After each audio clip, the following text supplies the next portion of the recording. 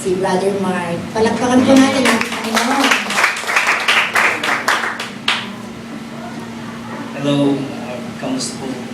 And happy Mother's Day to everybody.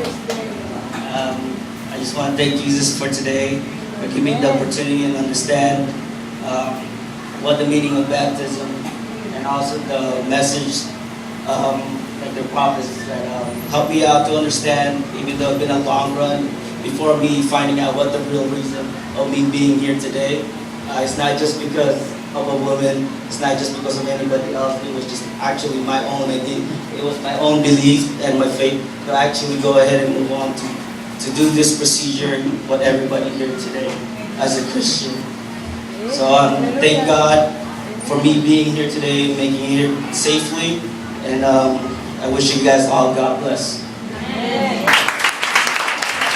Praise God. Ito po na, ngayon lang po siya, tinanggap niya po ang salita ng Diyos sa buhay niya, at yun po naging kaligtasan niya, nagpabaptize po siya kanina, at purihin ng Panginoon dahil hindi po yung kagustuhan niya, kundi ang Panginoon po may gusto na siya po ay makasama sa, makalakip sa Kanya, sa pangalan ng ating Panginoon Jesus. Kahit purihin ng Panginoon, alam ko na hindi po siya may kagustuhan niya, kundi ang Diyos na nag-iisa sa buhay natin. Amen. Kaya talapakan po natin ang Panginoon, talaga po kumikita siya sa buhay ng bawat ng mga anak.